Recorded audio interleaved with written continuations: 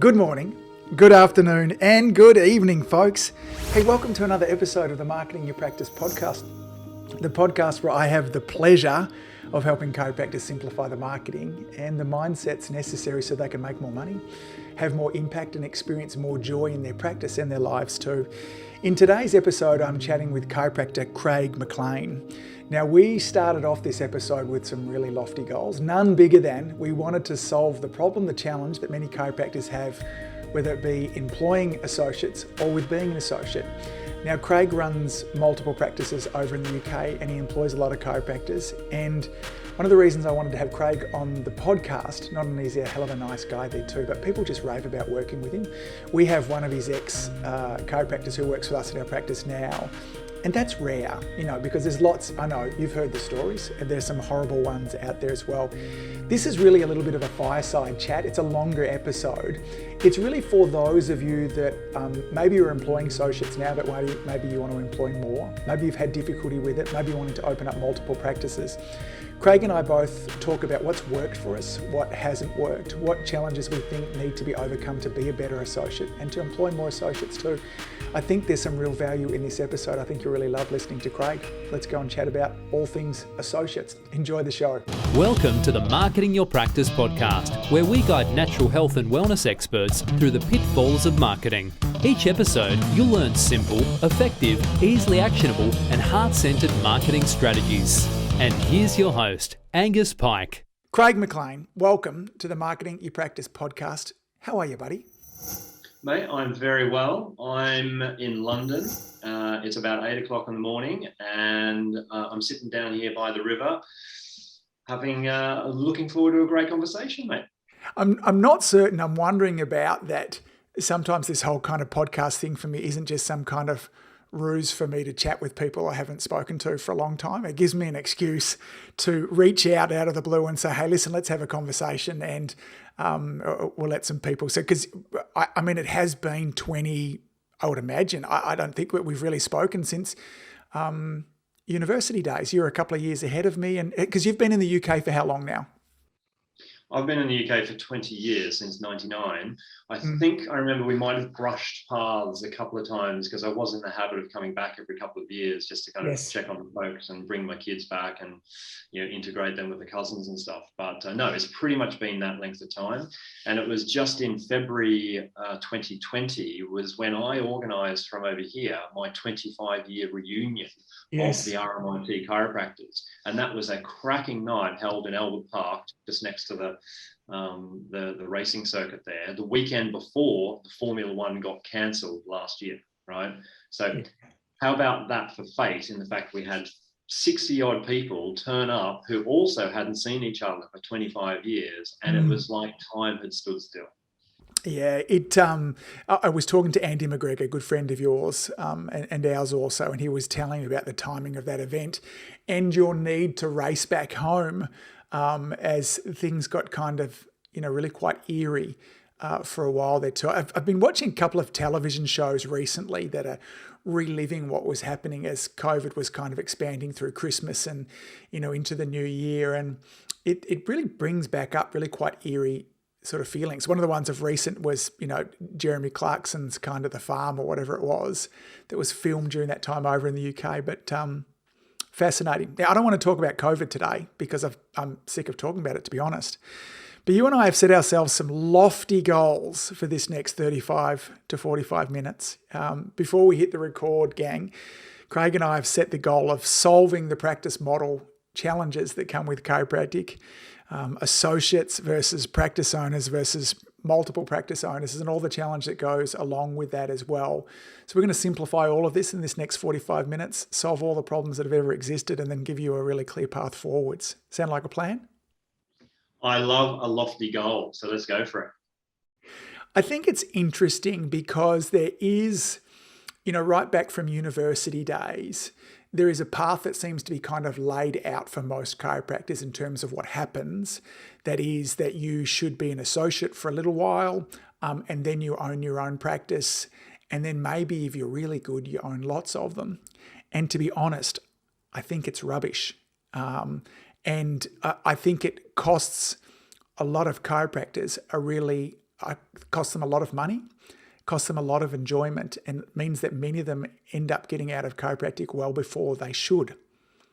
Do you disagree? I do not disagree. And I think, as you said, like that's the sort of the going from associate to practice owner is sort of that it's almost like that's the pinnacle of your career sort of a thing, and I think we should try and address that in terms of, and I think I've heard you mention this before, that we have actually about 3 associates right now who have previously owned practices, and they are living their best lives by basically turning up to work their 25 hours a week, having zero admin to do, and basically stating they're earning more money working for us, getting their percentage as they previously did as a practice owner. And I had an experience of that for the last 6 months. I sold my practice, and part of me selling it was me staying on, for 6 months for the bit of transition side of there too. And I loved the freedom that came with it. What I realized quite interestingly is a lot of the freedom was an imagined weight that had just come off my shoulder that wasn't really there. But it's just that knowing on the weekend that if the computer breaks, if the front window gets kicked in, it's me that has to deal with it. There was always something going on in the back of my mind. And the moment the practice was sold, some of those things I could go, oh, that's Andrew and Zach's problem now. I can get on the phone and call them to do it. It's interesting. I remember, it might even have been Steve Franson who I kind of, he painted this picture in terms of saying, if we even just want to compare ourselves to the medical profession, for lack of a better terms, if you go a neurologist, they're an associate of the hospital to some extent, maybe facilities, you can kind of look at the individual, but they own their little, or maybe they own their little portion, but they're kind of renting the space off the hospital. They rent some of the staff off, the nurse off, all those kind of things there too. And there's lots of other examples in terms of where those models work really well. And I think, for most, there are a lot of people that when they get into chiropractic, you go, why did you get into chiropractic? And it's like, it's some version of, I wanted to help people. And then there's the occasional person that goes, I wanted to help people and I wanted to be self-employed and I wanted to have my own business. Why do you think, because this pathway, where does it come from?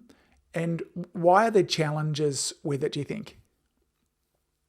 Well, I think because we're a pretty small profession, and we don't have that many graduates coming out of university every year, the sort of pool that we have to operate as a profession around the globe is pretty small school, right?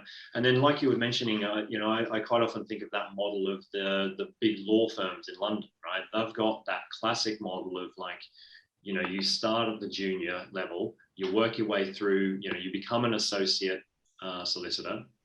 Then the next level is you can become a junior partner, then a senior partner. And that's that model whereby they kind of, at the lowest level, you must, you get a salary for being an associate, and then you get the opportunity to buy into the practice to actually then invest into it and sort of purchase some of the goodwill that you've generated yourself as an associate. Yes. And then you become like a major stakeholder in this pretty big business, right?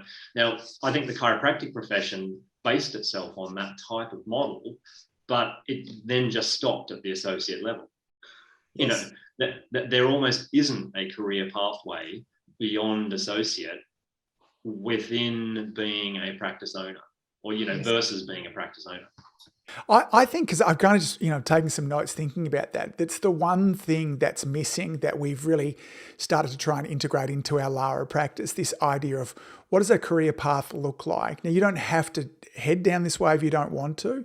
Obviously, if, and again, without knowing the intricacies of what happens in a law firm, but there's a matter of, I'm sure, different boxes that you would have to tick in terms of hours and clients and billable stuff there too that would have these other doors open to you.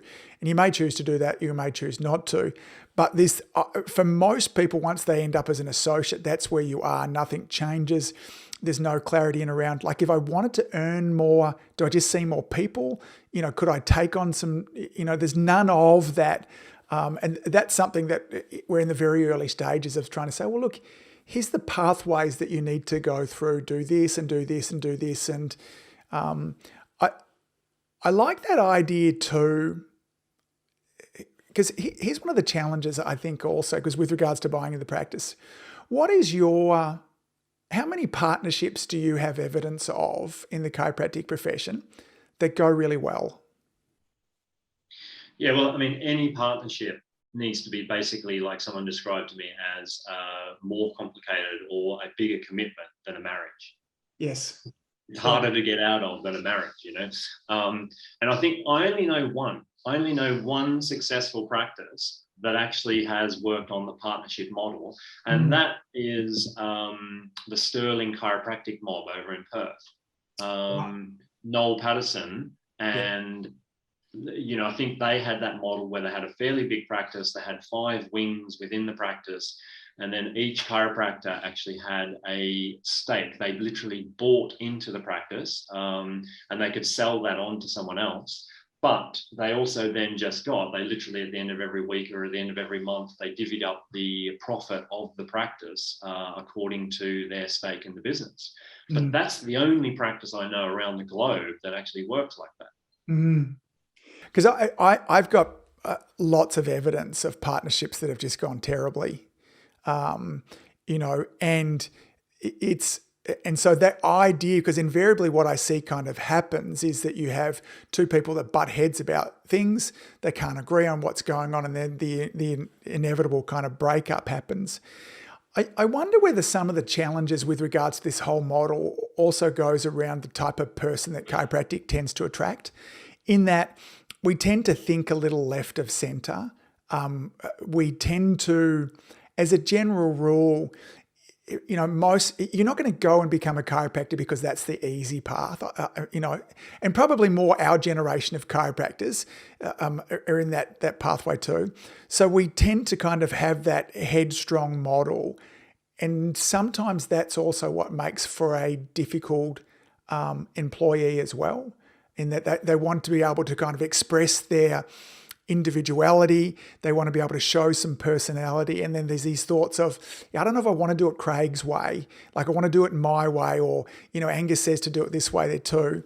So where does it, because I think that seems to be the difficulty too. And I know there's some franchise type models over in the States that tend to have done okay, but up until recently, a lot of them have been pretty lousy. Why do you think that that's some kind of truth in behind the sort of people that chiropractic attracts also? I think it's the sort of people it attracts. It's a combination of so many factors, like you've mentioned already, just that pathway that seems to be predetermined. That's one of them. Thinking outside the box a little bit. You know what, but also there is that element of you're working for someone for a period of time. And if that practice owner is not very good at being able to set free those associates and give them freedom to do within a certain confine, I think that's where it all goes wrong a little bit. You know, if there's like people out there who are just like, you've got to do it my way or it's the highway, then after 2 years, people will choose the highway. You know? Yes. And I think that's what we've been very successful over here at Chiro London, is that, and you know, Putney Chiro for 20 years that I've been running it, is no one's really known who's owned Putney Chiropractic for 20 years. You know, I've currently at the moment got 5 associates working the practice, and I'm only in there still doing 1.5 day a week, just to keep some of those regulars happy.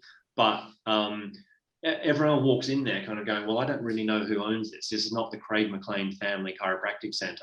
Yes. It is Putney Chiropractic, or now Chiro London, and we create this environment whereby you've got freedom to do what you want to do, right? However, this all comes back to this other point that I really want to try and get at, is I think we are doing a disservice to our profession by having a certain amount of fluidity within the profession, okay? And we're doing that for 2 reasons. I think patients get annoyed with the fact that every 18 months or 2 years, a chiropractor moves on, and then they have to sort of reform a relationship with someone else. But I think also, like, one of the reasons why, you know, as these practices grow and become a little bit bigger, I've definitely had conversations with people saying, well, look, if say private equity, because I know that's a big thing in Australia at the moment, where sort of once you get to a certain group size within, say, if you get 10 clinics or whatever, then someone might be interested in looking at taking that on, right?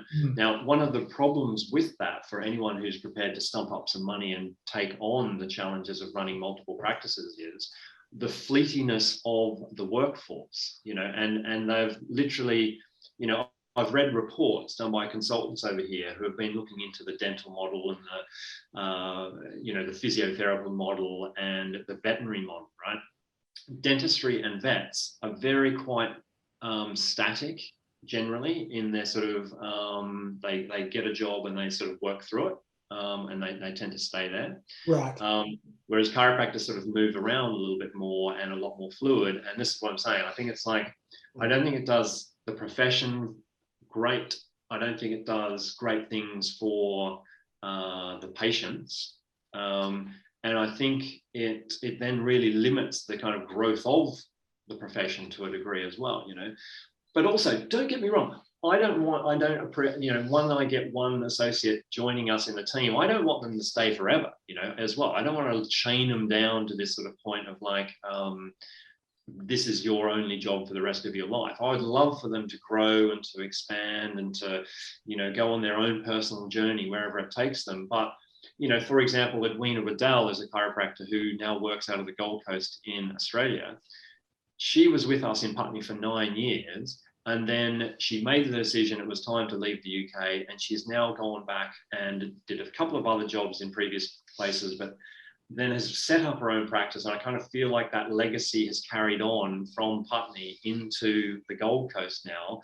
And that's happened in numerous places around Australia, as some of these associates of mine have gone back to and opening up their own practice and sort of carrying on from there. So, this is why I'm sort of trying to work out, well, what can we do to really get rid of some of that kind of maybe under the carpet resentment that some associates have of working in a practice?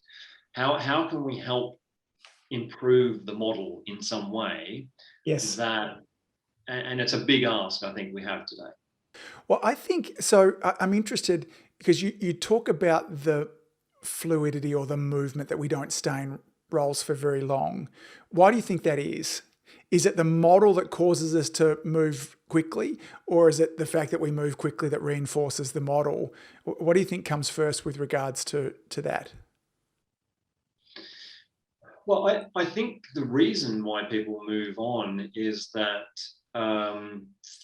associates look at how much they're turning over, and then they're kind of thinking, well, I could do that myself and keep it all, whereas as and also the thing that is probably different to veterinary and dentistry is that to open a chiropractic practice, you literally just get the keys to a shop front, put a table up, and then you're good to go with a computer in the corner, Yes.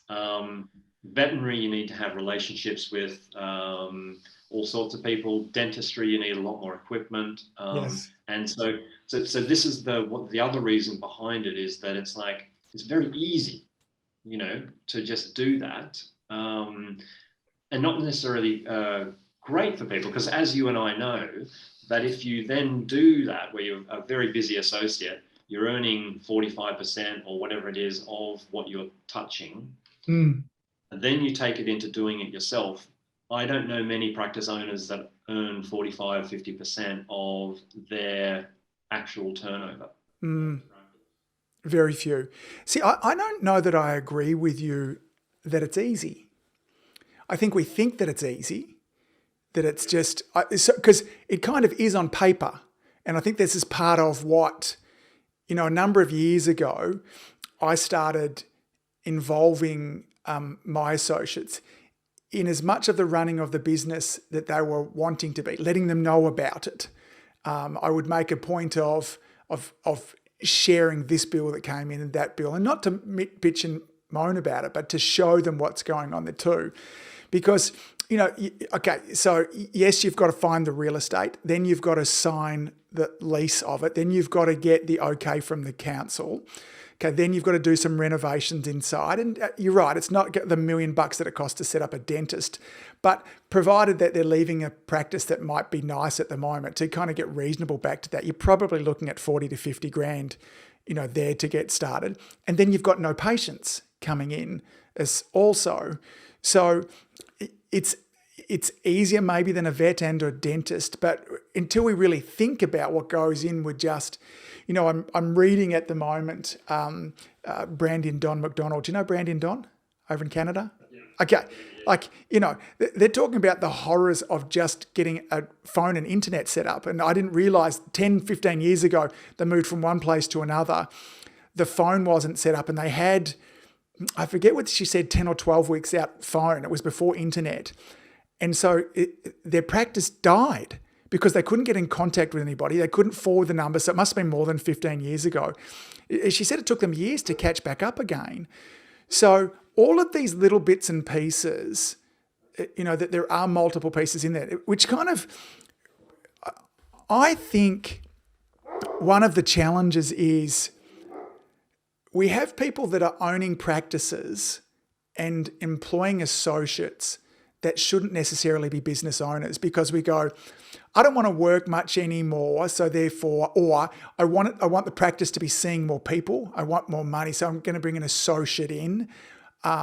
And so they bring this associate in. The associate's wanting more time with Craig to learn from, because he's this amazing person, full of charisma, built these practices there. And you're thinking, man, I'm exhausted. I need more time with the kids and I need more time skiing. And all of a sudden those two things don't come together. I'm either not a great teacher or even if I am that too, I just don't run a great business as well. Like I figured our goal is with our chiropractors is to make things so bloody wonderful for them that they'd be mad to leave. Like they'd go, oh man, Lauren and Angus do this for us. The little things with the gifts that we buy them, the support that we give them, the way that we pay them, the way we try and work out how they want to be acknowledged, the freedoms that we want to give them, all of those kind of things there too. But I think a lot of the time we end up having people owning practices that we never have the skills of managing people. And that's what you end up doing is all of a sudden I'm managing people all the time. And really what I wanted to be doing is playing golf. So what's your experience with that? Why have you been able to be successful across your practices and have, Chiro London there with 5 practitioners in it and nobody knows who owns it? What's been the secret to success with that? One of the secrets, as you say, is you got to look into yourself and work out, what do you really want to be doing, and you have to make that decision. If you want to be the guru chiropractor who has a cult following of patients, and then, like you said, but then you're like, oh, you're getting a bit busy, you need some help, but then you don't want to actually part ways from that. That's where it's all going to go a little bit wrong. I've always felt like my superpower that I actually have secretly is delegation. I'm an amazing delegator, and I love people doing stuff for me that possibly do it 80% as good as I could do it, but I'm really okay with that. Even if it's 60% as good as I could do it, I'm very good to sort of empower someone to sort of to take that on and to do that. So, but even me now, working one shift a week, and there's always this kind of draw to sort of try and get the old dog back into the practice again, because it's easy, he can turn up, he can see as many people as he wants and everyone's having a great time and it's good. But then that totally takes away from my ability to be able to give back to the guys that we've actually got here, right? And to somehow steer this big old ship that is Chiro London. So you got to have the time, and I always have that vision within, the moment my kids started school and I started talking to myself as I'm the chiropractor to the new dads at the school, I actually felt like that wasn't quite big enough for me, and I wanted to be able to say I am a multiple business owner that can contribute way more than these one pair of hands can do to the local community. And that's where then it sort of the journey started of, involving of of really building the 5 practices and the 20 chiropractors we have now, to the point where I think I'm getting almost good at it. I don't want to get too carried away, but this year we actually took on 3 brand new graduates from the chiropractic school over here in Bournemouth, down on the south coast. So we've got 3 24-year-old girls joined the practices, 3 different practices at the same time, and I'm putting them through this like mentorship, which is like a series of weekly meetings, and holding their hands through this process. And as a result of that, they're all already seeing about 50 to 70 people a week on week 6 to 8. You know what I mean? And they only started in August, or September. So it's pretty cool. August it was, yeah. But yeah, so that's the answer. I think I am quite good at being able to give back to the people that work for me. But then, others don't need that hand-holding. Others just want freedom to roam, and others I barely have any communication with, checking in from time to time. But, I think that it possibly is one of the answers to this thing, is you just got to look after your tribe. You just got to look after your people and do those little things that don't equate to paying them a higher percentage, but actually just making them feel valued, Yes. And I don't know if I do that enough, to be honest. I'll tell you that the headspace thing that Lauren and I go at this with the chiropractors we employ, is that from day one, we let them know that Lauren and I, work for you. Okay. What do you need to be really happy in practice? It's our job to give that to you. Okay. So, that I want to spin that around, as opposed to this hierarchy that, Lauren and I are your boss and this is what's going on. So look, it's not, there are decisions that we'll make in the practice that you won't have to, but we want to know what can we do. And as you mentioned, like with those new grads, to begin with, they're going to need a lot of hand holding, whether that's once a week for the first 6 months. That's what we tend to do, or Lauren does. When I say we, Lauren does with the new grads in there too. We have high standards that we want a very practice that does beautiful pediatric work that Lauren has high standards around. But then there comes a time when they don't need that anymore. They don't want it. They need other amounts of freedom in there. Tell me what, I'm interested with this delegation superpower. Tell me what that looks like. Like if you can think of an example in this last week or so, you go, well, there's an example there where I delegated that allowed me to do this that maybe I might not have done 15 years ago, or that you see other chiropractors not doing. Like literally last night, I had a conversation whereby, and it wasn't really chiropractic related, but I think whenever a problem is presented to me, my first response to that is, right, who can I have on board to help me with that? Yeah. As opposed to, oh yeah, I'm just going to sort that out, let me do that. No, it's all like, there was this guy saying, look, I'm a member, I've just taken on running a kind of amateur quasi pay-as-you-pro cycling team, right, in my spare time, because that's what I love to do, is still beat myself up on the handlebars, Yes.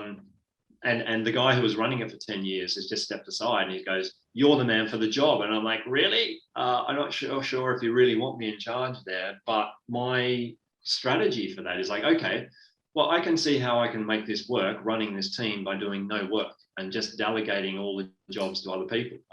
So by no work, that's actually still work. You've got to make those decisions to sort of work out who's going to do what and how that's going to come together. But that's probably an example that is outside of chiro. But it's a great headspace. And there's a book, I don't know if you've read it, but it's called Who Not How. So when we have these challenges, because one of the questions that you could have asked yourself at that stage is, heck man, how do I manage a pro cycling team? Like, I'm going to have to learn A, B, and C, and it's going to take all this extra time and all this kind of stuff. But then instead of that, you go, well, who can do this? Like, or how does this get done and it not be me as well? I think these are really important questions to ask. And they're not, see, this I think is the difference between somebody that is, to an extent, this vague word, entrepreneurial, that is great at running a business, that when they get and own a practice and multiple practices and then start to bring people in there that are asking these questions, that are prepared to put in the time, as opposed to, the person who was a great associate and then just thought, well, I'm a great associate, surely what I should do is open my own practice because that's what you do. And then in the end, they end up opening up their own practice. They're stressed to buggery. They've got less time they had beforehand. And when they were bitching and whinging about that 55% they were paying beforehand, they're now realizing that they're a lot less profitable than what they were beforehand. But I think we've got to some extent, I think we have to share those figures. My practice figures have always been open to anybody that wants to see them. And if my associates have always said too, like if they want to set up a practice, I've always been like, great, let me help you. Let me help you do it. And we've always set up in advance after making some mistakes early on. Here's how you can buy your patient base. Let me help you with that. And it's a steal. Any other business that, if I was buying McDonald's, I'm paying 6 and 7 times the revenue for it. And the reason as chiropractors that we pay a percentage of it, generally anywhere between 30 and 60%, is because goodwill disappears. But goodwill isn't going to disappear if I'm buying my own goodwill, like provided I don't move 20 kilometers away. But if I'm moving close, which I'm going to suggest that you do, then this was a model to some extent I learnt from, Mark Postles. He's sold off portions of his practice multiple times over now, gets a cash injection. He's got happy chiropractors in around, and it's part of that idea. What I loved hearing from you before is this idea of, he says, I've got this legacy of chiropractors all over in around his area and in around Australia, that have come through his system. That have helped. You've done that successfully with some of your previous associates then, whereby you've said, okay, well, here's your practice pot here. Let me help you set up and get your identity if that's what you really deeply want to sort of that journey you want to do. And then you say, okay, well, look, as opposed to you doing the sort of that classic thing of just opening up one day next door, not telling anyone, you hold their hand through the process and they pay somewhere between 30 and 60% for their own goodwill. Yes. Well, they pay closer to 60 to 70%, and it's still a bargain for them. And you tell them why, and you show them through the two. So I had one experience of doing it, yes, and then and with all of my staff after that, my chiropractors, we've offered them that's there from day one. It's written into their contract. And I have conversations with them about it all the time, that it's not something that needs to be a background conversation that's a bit sneaky and stuff like that too. I'm constantly, that's up front, that they know that they can do that, and let me help you if that's what you want to do. But I've got a case study of one. Yeah. Let me share you like this story though of Luke Brady, who is my business partner for part of Chiro London, right? Now he was also an associate in Putney for nearly 10 years. And I could sort of tell he was getting a little bit sort of like, maybe I'm up for the next thing. Yes. And it's then that I said to him, I'm like, well, okay, I'm either going to lose Luke to go and do his own thing, or I can sort of just dangle the idea of forming a partnership and buying a practice together, right? So then we ended up sort of forming the very early parts 5 years ago of Chiro London. And we went and looked at a couple of practices to buy. A couple of them failed, as in we didn't get to purchase them, but then one we finally got. And then he became the guy that would go into the practice and sort of build them up, and we get associates in, and then that would be the model. And now he's still my business partner in Chiro London, but that's actually a different example where he kept working at Putney as an associate just to kind of keep some income coming in as he was doing that. But then it kept him interested by actually building and helping grow Chiro London to what it is today, But what we don't have, and possibly the answer, because if we've got this lofty goal of trying to solve this problem, yes, is maybe the answer is, for me, is that idea of, okay, I've got a couple of busy associates out there. I just go to them, hey, look, we are looking to expand more than 5 practices. You're looking to stamp a little bit of independence on your career. Let's do this together, maybe take your goodwill, or, maybe we'll co-fund that. you purchase your some of the Putney's goodwill, for example, will help you support with the decisions you need to make to do that. And then you can run this as your own little practice under the Chiro London wing. And then they can get a little bit of equity in that moving forward as well. Yeah, see, I like that as an option of even keeping them in-house, that we have had discussions with with one of our current associates that said, because she came to us and she said, I'd like to buy into the practice, and we're like, I'm not sure that we want you to buy into the practice because we're quite specific on how we want the practice run. And by having to run through somebody else, but we said what you could do is you could buy your practice and you could keep it here. It's all of yours there too, and then you would pay us a service fee for our staff to manage it and stuff like that. And then if at any stage that you go, you guys suck, I'm going to move next door, then you could just move it next door. It's your practice just in under our roof. That way it's in our best interest, or it would be in our best interest to keep on looking after you, because in the same way that, and we have some relationships like that. We have some naturopaths that work for us. We've had different myos that work for us. They run the business out of us and they rent the room for lack of and our staff. But, so we're open for that model as well, because that also gives, one of the things I understand about myself is, and I'm, as these words were about to come out of my mouth, I sounded like, I understand that I'm not going to be a good partner. I know that about myself. So I realize I'm sounding like an asshole as I'm saying this too. Wonderful husband. Good to be honest with yourself. No, but I just realize that's, and because sometimes there's things that I want to do flippantly, like I want to do this, I want to make this, and I don't want to have to run this past somebody else if I want to make those changes. I have been entrepreneurial since the moment I can remember, so those side of things there too. And so that as a model, and again, that's not something that we've done yet, but we are open to that happening, that could be one of the career paths that go forwards. They go, okay, you work through here, and then when you get to this level here, if you want to buy your practice, you can buy it and move it over to there, or you can buy it and keep it here. And then that also gives you the idea for you to be able to, say to your friends if need be, oh, do you work for Angus? You go, no, I have my own practice. I work out of there, but it's mine. Like I know there's something in that that's valuable as well. And just to be clear on that, that's 70% of like the annual turnover of their practice, right? So what we work out, yes, we work out a caseload basically, and then which is basically a PVA times dollar visit average. They said, look, the average case is worth this amount.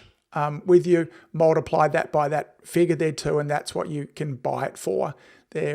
So yeah.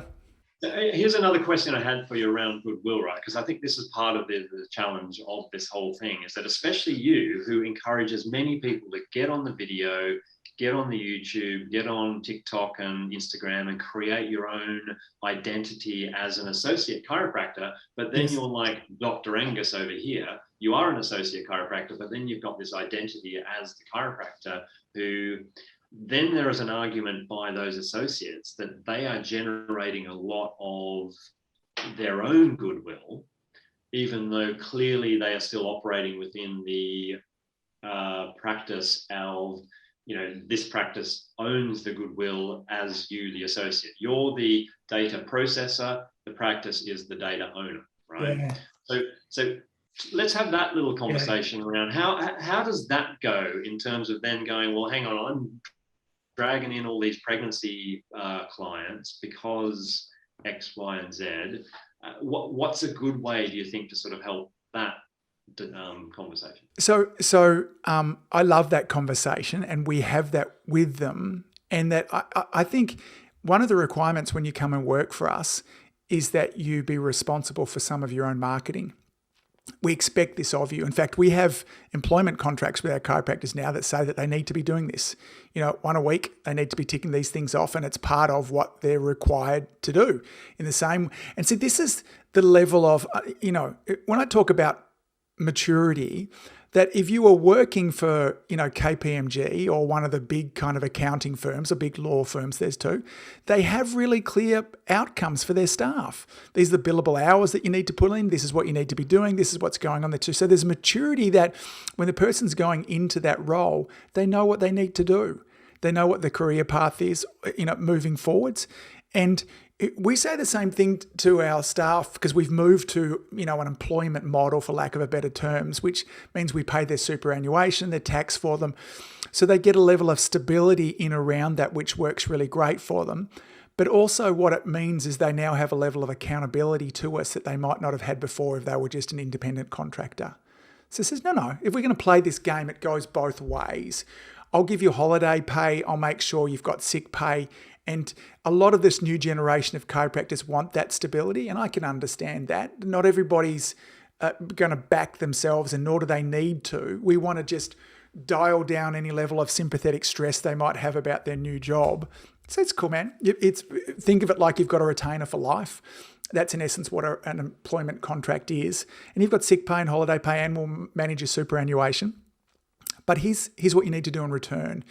So then it's set up because it's like, okay, yes, you're going to go out and generate that new patient, but you're not going to be adjusting that patient out in your car or in the front bedroom of your house.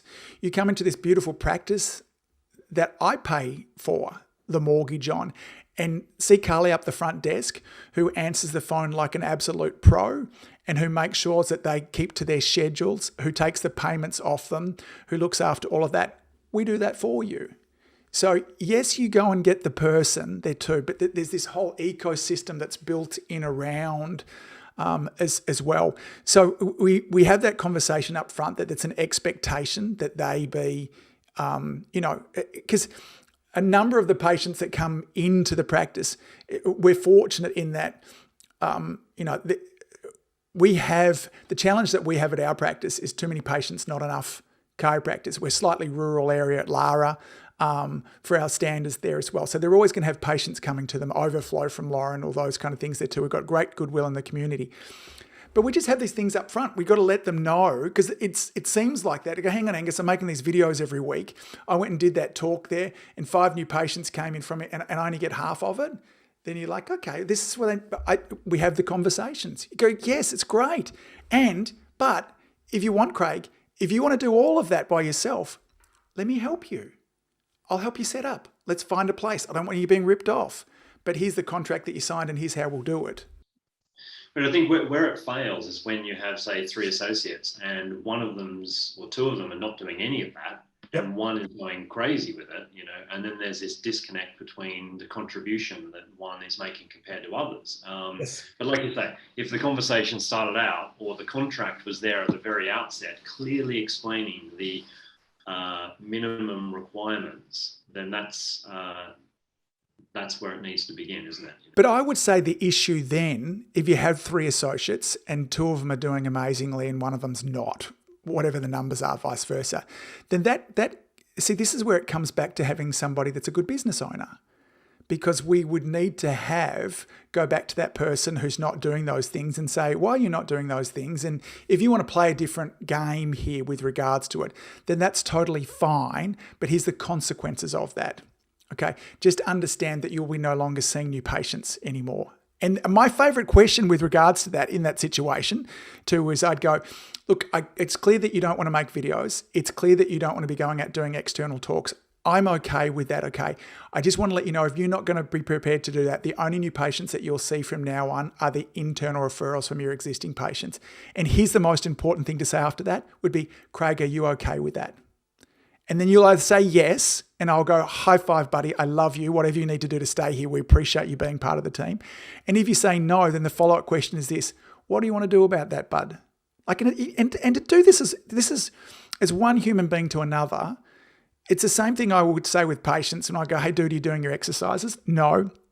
Totally cool with that. I forget to do mine lots of the times too. I just want you to know it's just going to take a little longer to get the results. You're probably going to need to see me a little bit more often and maybe the results won't be quite as good. Are you okay with that? Yes. Cool. I'm not going to badge you about it anymore. And then if you go, no, I go, what do you want to do about it, dude? Like, I'm not here to be your dad, but there's got to be accountability and consequences.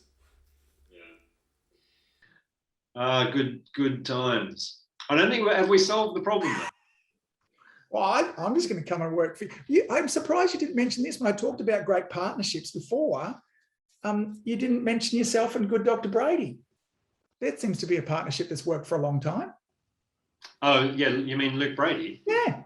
Yeah, that I mentioned before. Absolutely. And so why has that one worked?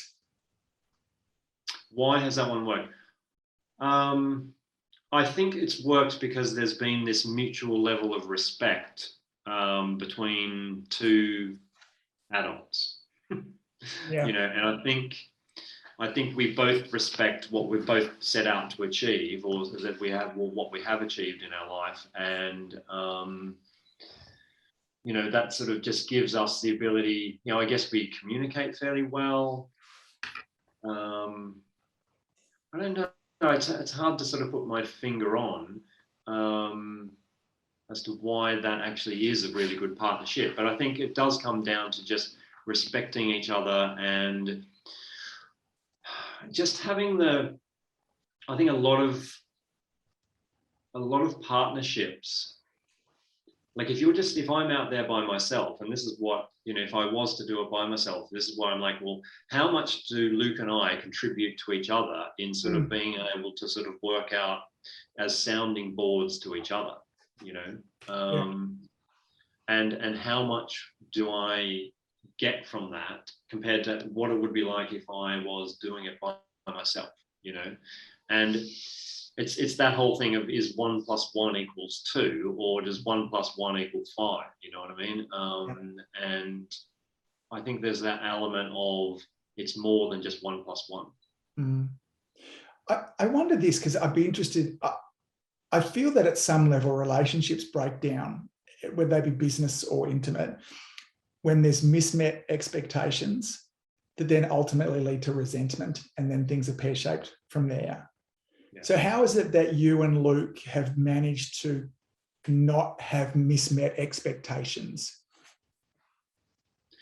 Or how do you deal with them when they do come up? I think like Chiro London's at this kind of really critical point now, where we sort of are a little bit rubbish in the management side of things, of creating clear expectations from each member of the management team and holding each other accountable for that, right? So it is getting to that point of like, we're sort of growing and getting more successful as we go, but we need to, and this is what we need to be doing moving forward, is to creating much clearer expectations from each other and holding each other accountable for it, because at the moment, I think, like, especially now, right, like the challenge of our partnership has also been thrown into the fact that Luke now lives in Edinburgh and I live in London. Yeah. Right. So we somehow managed to keep the relationship going, even though it's effectively an interstate relationship according to Scotland and England, but yeah, look, I think we need to address some of those things with regards to if we grow to if our plan is to go to 10 practices, how's that going to happen, and I think we need to be very upfront about that. But look, I think that's the situation is we just communicate quite well about it and try and be as open as we can about it, really. But mate, look, I think like with any relationship as well, or any partnership, it's almost like you're only as good as your previous game, you know what I mean? And you're almost, I don't know, it's good to sort of try and plan for the future a little bit, but you've just, I guess, I don't know, I think I'm talking around in circles here a little bit with regards to why we actually have been so successful, but I don't know, respect and communication is what I put it down to at this point. Yeah. What are the biggest obstacles that Chiro London has going forwards? Well, the biggest obstacle is recruitment of new chiropractors. But I think that's almost a bit of a global phenomenon now that we're obviously having trouble finding truck drivers to deliver our petrol over here at the moment, let alone chiropractors, Right. I don't know if you know that's a thing, but it's a bit of a mad fuel frenzy going on over here at the moment. Didn't know that. Right. Okay. No, and it's all wrapped up in Brexit and COVID, and can't get the sort of the skilled workers to drive these big tankers, But no, this is this is why I was like, we've had a couple of great associates move back to New Zealand and Australia recently, Sammy Kale and Erina. And Erina's gone back to New Zealand just recently. But this is why I was like, okay, well, I would love to try and just have a little bit more of a conversation about what else we could offer people to participate in the process for a little bit longer. Yeah. But also, I wanted to at least speak to your audience a little bit about the fact and do a blatant plug with regards to, we are recruiting from Australia. We are looking at trying to offer you guys the freedom to travel over from lockdown life to the freedom of the UK, and how the tables have turned. But anyway, but look, if anyone's interested, do reach out and get in touch with me. But that's our biggest challenge is engaging in chiropractors who actually, not just any chiropractor, but someone who's skilled in family care, pediatric care, or someone who's just got that drive to be better than just, I quite often talk about that associate glass ceiling, which is actually 70 to 100 people a week, you know what I mean? And I think it's lower over here for some reason than that expectation is in Australia, where, I think what do you think your associate glass ceiling is in Australia? Well, I think it's different now than what it was when you and I graduated. And I think it probably is at around that 70 to 80, to be honest. I think it used to be, when you and I graduated there too, I think it was closer maybe to that. It certainly was three figures. It certainly is 100, 120, 150. But it's coming down all of the time now as well. So I would share with you that it probably is that 60 to 70 that lots of them get stuck at.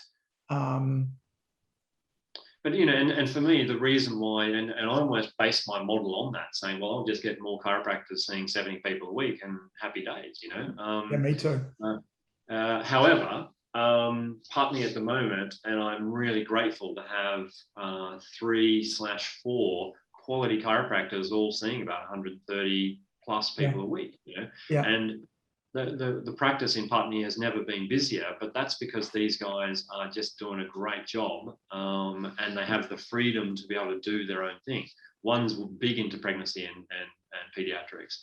The other one is not at all, One's kind of slightly sporty and into sort of performance, So it's this bizarre mishmash, but managed really well by a team of CAs and a practice manager who does a great job of just massaging a couple of fragile egos when there's a problem, you know what I mean?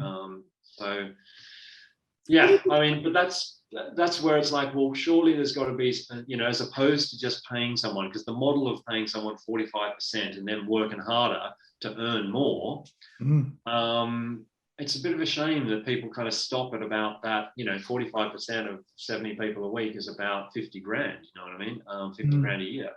And to some, that seems like a lot, well, in pounds anyway. So that's like, $1 million Aussie dollars. Yeah. Well, but it's like, not quite. But anyway, we'll go. But I mean, the numbers there too, because I over here, an adjustment $60. If somebody's seeing, 60 a week at that, they bring in $3.5 grand, keep the maths simple, that let's say they get 1,800 of that as well at our practice there too. And they work 48 weeks of the year. What is that? About 75 grand, give or take. I haven't done any of the maths with this too. But that being said too, that's bloody amazing money when they're working 25 hours a week. Yeah. Like it's, when I look at my sister and, other people out there that are working hard and have for a long time, for them to earn 75 grand a week for 20 hours part-time, raising a family, if that's what, if your dad want to do that or a mum that wants to do that, it's like, that's good. That's, that can be nice there as well. I realize Emma Horner is one, she's with us. No way. Yes. It just popped into my mind. Carries on. Yes, there you go. Your legacy at our place there too. Is she still playing Aussie rules football and sometimes comes in with a busted finger? No, but I'll have to ask her about that. She was a big, the Aussie rules football scene in London was quite a social event, and she was playing a lot of weekends and did on the odd occasion come with a finger that sort of bent backwards. And Well, Emma's a sweetie. We love having her at the practice. She's a tremendous team. She's getting married soon. She did just have one of her one of her Instagram videos that's now up to 12.5 million views. So again, we've had to poke Emma each and every week, make a video. Come on.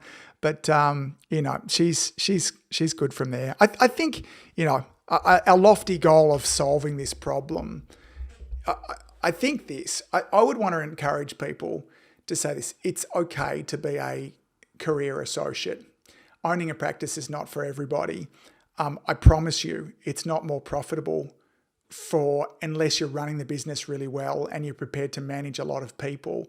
And to do that, it takes a new skill set, which is learnable by everybody if you're totally up for it as well. But I encourage most people, find a great place to work and stay there for as long as possible. Negotiate good terms, find out, ask the question. I always love this as a question would be to go, to say, Craig, what have I got to do to be more valuable for you? That's a great question that any of our chiropractors that are associates out there should be going and asking them. How can I be more valuable? What do you want me to do? Maybe I don't want to do anything, but you know what? I've got a bit of a knack for training staff. Can I be in charge of that? And if I were to do that each and every week and manage that and we were to see this change, would you be prepared to pay me more? I'm guessing the answer most of the time is hell yes. And you can do all of that with the freedom of still your 4 to 6 weeks holidays a year, not having to go on the weekend and fix the computers, not having to manage and hire new staff. But there are probably things that you can do if you want to earn more money, take more responsibility, solve more problems. Basically, I think we get paid in direct relationship to the problems that we solve as well. So any final thoughts? No, I think I do love what you're talking there about. You've just got to look deep inside yourself as a chiropractor and, well, I think partly work out if you are okay with being a career associate, because it is okay to be a career associate. I think this is the problem, is that I haven't heard those words spoken too many times, you know what I mean? It's almost like there's an element of, oh, you haven't quite made it yet because you're still an associate, you know what I mean? And that's what I'd love to, I'd love to help people on that journey if they want to leave and set up themselves. But I think it is okay just to give yourself a bit of a break and just say, no, this is me. I'm really happy doing 25 hours a week and earning whatever it is that I'm earning.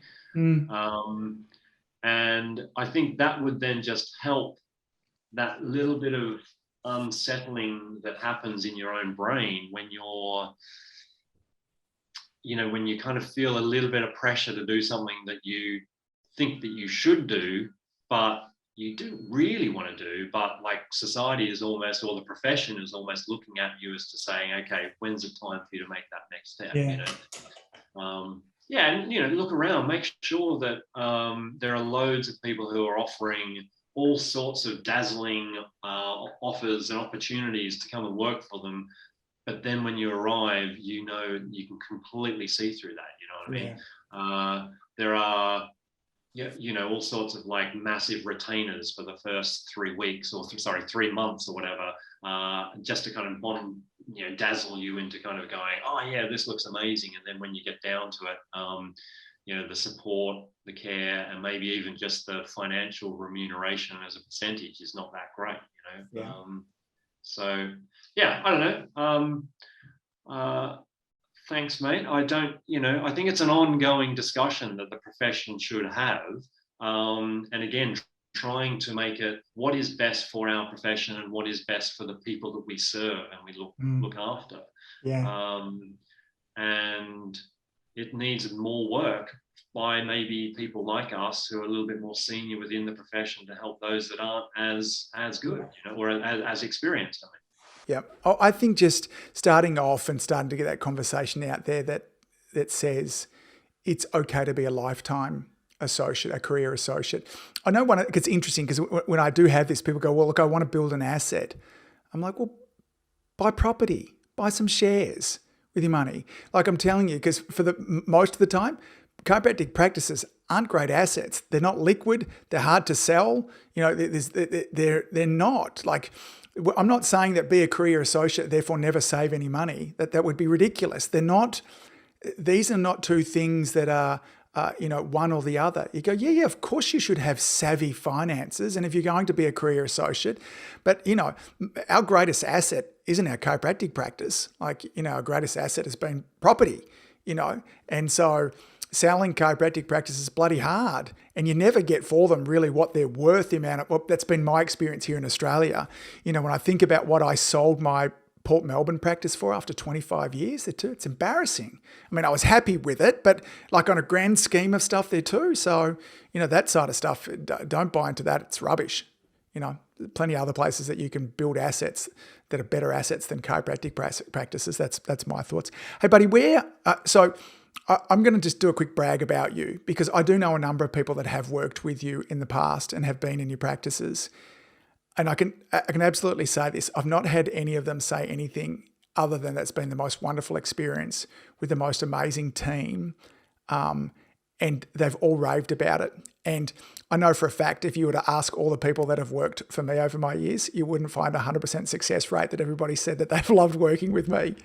But I've never heard anybody say anything other than how much they've loved working with you as well. So if peeps are interested in going over to work with you, how do they find you?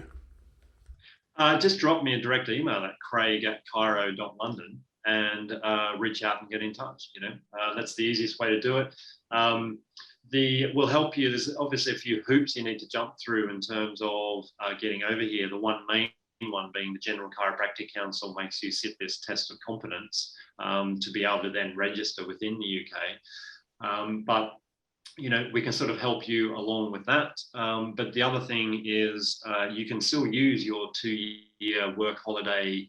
What's it called? Used to be called work holiday. It's kind of like that thing where you turn up, you work for 2 years, and then your visa expires, and then you leave, right? And you don't need any.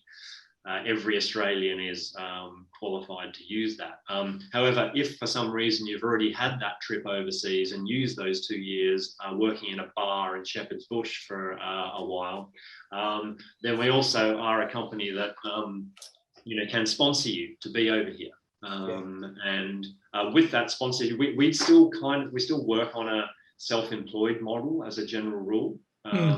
But anyone who is sponsored to be here on a highly skilled visa, tier 5, I think they call it, then you have to be on a salary. So it'll be more like the pay as you earn model.